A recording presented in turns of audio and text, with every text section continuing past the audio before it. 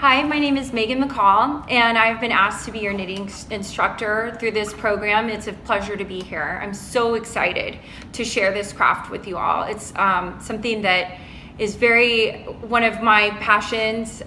It's very relaxing. It can be after you get used to it. It can be frustrating too, but it's something that is just gives you a lot of freedom and expression and creativity. And I hope that you all signed up for this find that to be true as well. I've been knitting for I think about 12 years now, and I learned as an adult. And it was just one of those things that once I started, I couldn't stop. For a while, I was a knitting instructor at Joann's Fabric here in town, and so it was a pleasure to be able to teach beginners the craft. And it's a privilege and a pleasure to be here to share this with you this summer. One of the things that I want to show you are our basic tools. So I've brought some of my knitting needles just to show you the variations. We've got aluminum needles here that are quite long. I've got some bamboo needles here that are round and skinny. These are size 4, so see, these are some of the smaller end of the knitting needle tools. And then I've got these guys, and they're actually square, and these are also bamboo, but these are size 11, so these are on the bigger end. So for your bigger yarns, you're going to be using a size 11, or for your smaller yarns, you can use a size 11 and get kind of a lacy look to it. It'll make the stitches bigger, and it'll give some flow to your fabric. If you're signed up for this program, you should have received from the library a kit that looks like this. So I'm just going to look in and see what we have in here. We have a beautiful orange Brava worsted weight yarn. So worsted weight is kind of your medium weight, size 4. This is an acrylic yarn, so it's going to have some stretch, and it's kind of in between a really thick and chunky yarn. So this is kind of a thick yarn here, and one of the really thin yarns. So I have a really thin yarn here and a thick yarn here, and this Brava is going to be right in between. So we're going to use our aluminum needles. These guys are a size 9, so that'll be good. And on the back of your knitting yarn, it should tell you what size needle. So this says a number 7 to a number 8, or a crochet hook I through K. So we have a 9, which is good. It'll be great for learning to knit because you'll feel like you have something in your hand, and it'll be good to control. Okay, so we're gonna get into the basics. Again, I'm so excited for you all to learn this craft, and the possibilities of what you can create are really just up to you and what you want to do. You can do hats, you can do scarves, you can do necklaces, bracelets, you can do headbands. It's really, eventually you can get into clothes and do sweaters and shirts, or even bags, however you want to take it. I just hope that this journey is one that is a lifetime full of creativity and expression for you all. And thank you for joining us, and we'll get started now with the basics. Okay, so to first get started, we're going to teach you how to do a long-tailed cast on. So this is a cast on that is used in a lot of different patterns. Right now you don't need your needles. We're just going to be using our hands for now. And the very first step in any project is determining how much yarn do I need to cast on. And so when I say cast on, you're going to literally be putting your yarn onto your needles to start the process. So this is called a skein of yarn. So you're going to take your skein, and you're going to, if you had one of the ones from the bag, you're going to want to go ahead and take that paper part off and get it ready, and then you just start unraveling. And right now I just want you to unravel what feels like a lot of yarn, because you don't want to get halfway into your project or your cast on process and feel like, ooh, I'm not going to have enough to finish this cast on, and start over. So right now just take, a pile off. So we're going to say that looks good. That's a lot of yarn. And so then you're going to kind of unravel that a little bit, and you're going to start here in the middle. I'm going to put my finger through, pick it up, make a loop that looks like this with this part crossed over in the front. Pick up this side. So you have it look like that. And then you're just gonna stick this one on the left over this one on the right and pull. And that is your slip knot. And now we're going to enter the needles. So I'm gonna bring my skein of yarn back over here. Okay, and this string, this yarn over here that's attached to the skein, this is my working yarn. And this over here that's kind of floated off with the cut end, that's around here somewhere, right there. This is my tail. So this is my long tail cast on. So I'm going to now take, and if you're right or left-handed, it doesn't matter. This learning to knit right-handed for you left-handed people is going to be very easy to do. It's not going to be any more difficult. It's actually going to be in your favor because a lot of left-handed people, from my experience, have said they've had to actually convert they've learned to knit left-handed and then convert their patterns into left-handed, and so it takes a lot of time. But I've taught a lot of left-handed people to knit right-handed and they haven't seemed to have a problem. So we're going to pick up our needle in either one in our right hand, and then we're going to put the slip knot on and cinch it tight. Okay, so if everybody that got a kit, you're going to be using aluminum needles, so that it's really good when you get good because you can knit really fast, but it's also very slippery when you're first starting out, so you want to be aware of that. So you're going to cinch that tight, so you should have something that looks like this.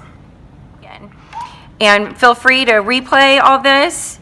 So we're going to grab the yarn. We've got our finger here holding our yarn steady.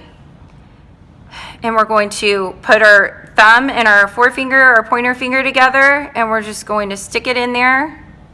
Use our other three fingers to grab that yarn from slipping around. So we have our triangle, and we're going to pull that down. And now we have our loop again, and our line here, and then our line here, and we're going to slip our needle in here, pull it around here, and pull it through tight. And I'm going to just do that a couple more times.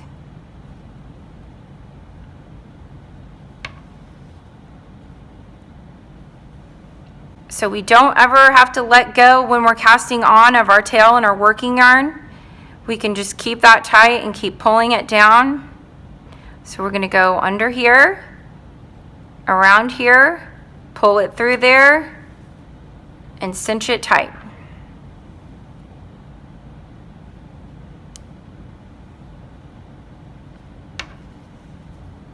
So now you're probably thinking, how do I know if I'm doing it right?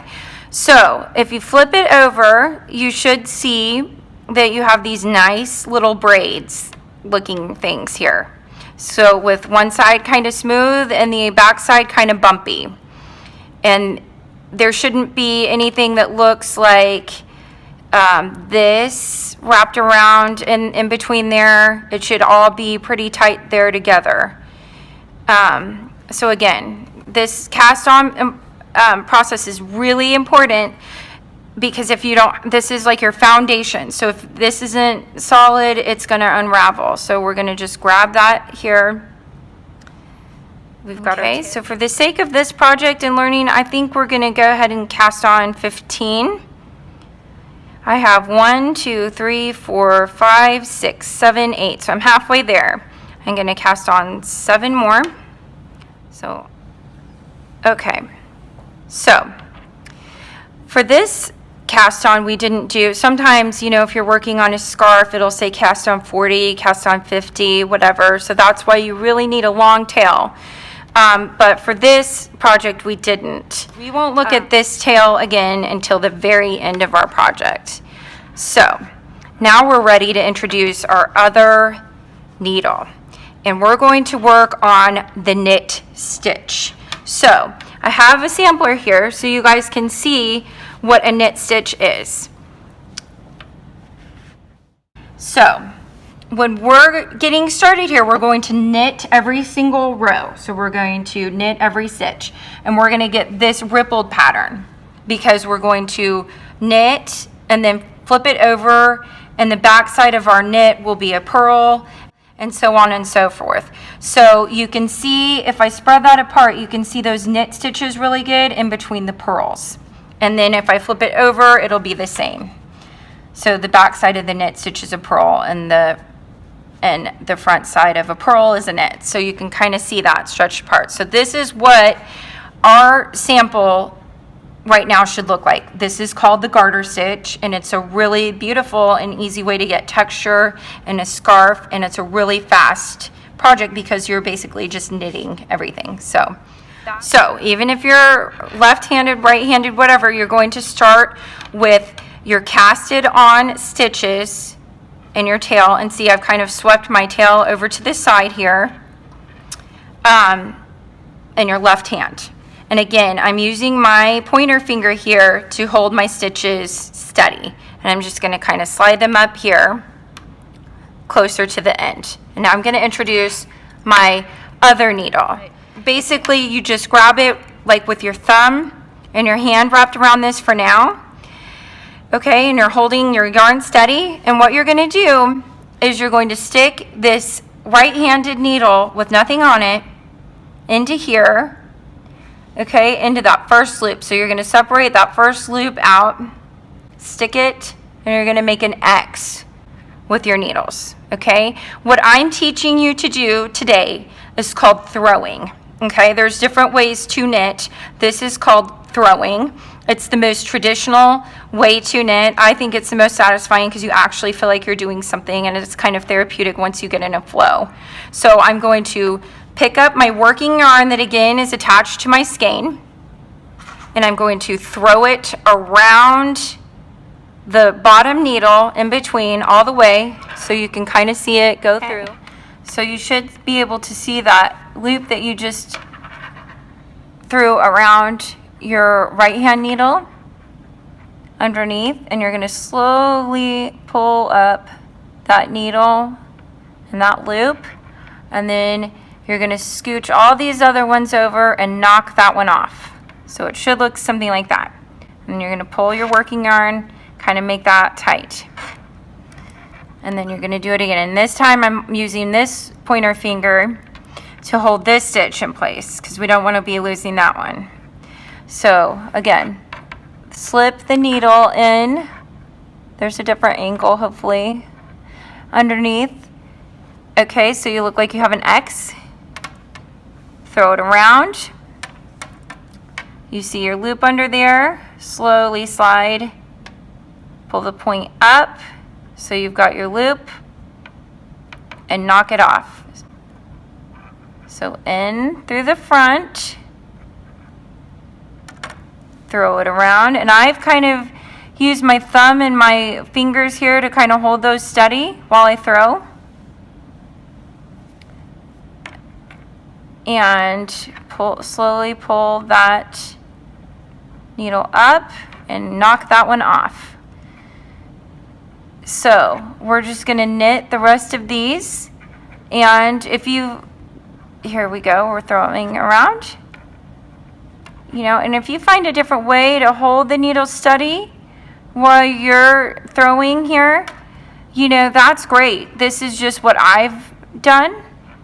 There is some flexibility to the craft, and you should get the same results. So say mom calls you and you have to put your stuff down, and you come back and you pick up your needles and you don't remember which way they were.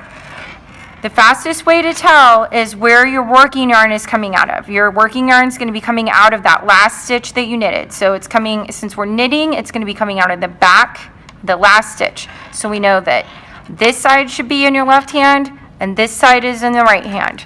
So we're just going to knit the rest of these off. So you're gradually going to take all of your stitches from your left hand and transfer them onto your right hand needle. And really what you're doing is you're taking one long string and you're twisting and turning it and making something out of it, which is to me always so incredible and fascinating, that you can take one continuous string and end up with something that looks beautiful. And so you have knitted your first row. And then you're going to switch this yarn, this needle, back to your left hand, and you're going to start all over again. So now you should see all the bumps facing you, and all the V's should be behind you. And you're just going to keep doing that until you get a length that you want. This could even be, this would be a very skinny type scarf, but you can just keep going, you know. Now this is tricky on when you've already knitted a row. You're not going to go in this stitch. You're going to go in this one on the needle. That one's going to be there, but you're going to make sure that you get it good in there. You also want to make sure with this is a wool yarn, but a lot of them are spun this way. You don't want to go like this and separate out that, because that's going to make it have this huge kind of snag, and also it's going to make this stitch really vulnerable the next time you come around to knit it. So you want to make sure you have all of your yarn together there, and you're going to throw your working yarn in between and around, create that loop, pull it up, and knock it off. Say that didn't happen. Oh no, my stitches came off. What do I do? Well, the very first thing that you shouldn't do is panic, because panic is going to make it unravel, and then you're going to have to start all over. You're going to just be calm, take your needle, stick them all through again.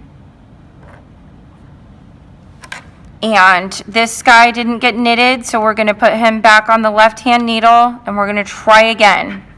And this time, he's not going to have a choice. We're going to just knit that and keep going. So again, it's okay if you drop a stitch. You are going to drop a stitch. It's natural. Don't panic. Just try to not pull it tight. Okay, if you drop a stitch, you'll know it because you'll have a hole in your fabric, and that's okay. It may unravel over time, but you know, every item I've ever made, hats, scarves, gloves, everything, shawls, I've always had a mistake, and I just chalk it up as human error, and you know, people know that it was made with love. So okay, so now I've knit a few rows, and hopefully you've knitted more than this, and you're wondering, now what do I do? I've gotten to a stopping point. How do I get my work off of my needles? And so it's going to be really easy, but the one thing that you're going to need that wasn't included in your kit is a yarn needle. So anywhere has these, Walmart, Joann's, Hobby Lobby, anywhere. And plastic ones are better because you're not going to hurt anybody or your fingers or anything, and you're going to make sure that it has this wide eye there. So you're going to be able to fit a variety of yarns in that. So we'll come back to that guy later, but you'll definitely need that in the finishing process of your projects. Okay, so we're going to go like we're going to knit, and so this is good. I split my yarn here, like I told you not to do that, so don't do that. But if it does happen, it's part of this stitch here, so I'm going to include that in here, and I'm going to act like I'm going to knit. So, and I am going to knit this first stitch, so stick it through. I'm going to throw that, pull the loop up, and knock it off, and that's where I'm going to stop. We aren't going to do any more knitting, but we are going to use both of our needles. So next we're just going to, and it doesn't matter how you do it, you're just going to slip that next loop onto this needle, and then you're going to use this left-handed needle to get under the first loop that you knitted, and you're going to pull that one over the top of the second one. Okay, so I'm going to show you that again. I'm going to pull, so I have 2 loops on my needle. I'm going to take the far one, stick it underneath, and they're going to want to wiggle, and they're going to be loose, and you're going to want them loose. You don't want them to be too tight because then it'll be hard to get in there later and sew. And you're going to bring it to the end, and you're going to pull it over that second loop. So you're going to have the braid like you have at the bottom, you're going to have that at the top, okay? So let's keep going here. We're going to keep going to the end. And we're almost to our last one here. And the last one's going to look really kind of funky, but it's okay.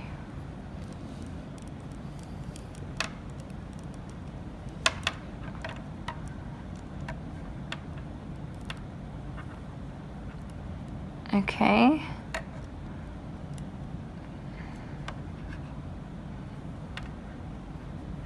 Okay, and then we're going to pull that, and we're going to pull it tight, and so when you take it off, you should have this loop. And then we're going to cut our working yarn.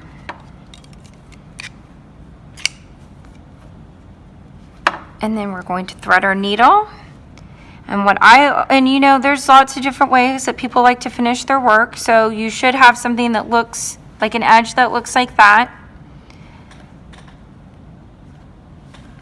And what you're going to do is you're going to take this tail, and I just kind of slip it underneath the stitches. So in between, underneath, kind of lift those up like that. Again, this part does not have to be perfect. The main concern is that you are weaving in your ends so they don't unravel. And I like to weave it all the way to the end so that I can take care of that loop here. So it shouldn't, ideally, it should not come undone, but I never trust it. So I just go ahead and weave it in so that I know for sure my work is not going anywhere, especially if it's something that I know is going to get washed. Okay, so I've sewed all the way down, and now I'm going to fit this into that loop there that was weird at the end and just kind of stick it through the middle here. And then pull that through, and then I like to bring mine down along the edge here. And when you have more, when you knit more, you know, you'll have more to do. And then just kind of bring that down, carry that down so that it's not sticking out. And then I just kind of make a knot here. So I'm going to stick it through here, make a loop like that. And then we're ready to cut that off. And you're going to do the same with your other tail. And once you weave that in between these spaces, it will be nice and tight. And that's the basics of knitting. So you've learned how to cast on, knit, turn your work over, continue to knit, bind off, and weave in your ends. So I encourage you to check out the next video where we're learning about the purl stitch and more advanced patterns. And I hope that you had fun and enjoy these videos and continue the craft. Hi everyone, thank you so much for watching that video. I hope that you enjoyed it. If you want to continue on your knitting journey, we actually have another knitting video for more advanced knitters, which you can find in the description down below. Don't forget to log all of your minutes that you've been reading this summer in our Read Squared app. The summer reading club is almost done, so you want to make sure that you log all of the reading that you've been doing this summer so you can win some grand prizes. Thank you so much for watching again, and happy summer reading. Bye!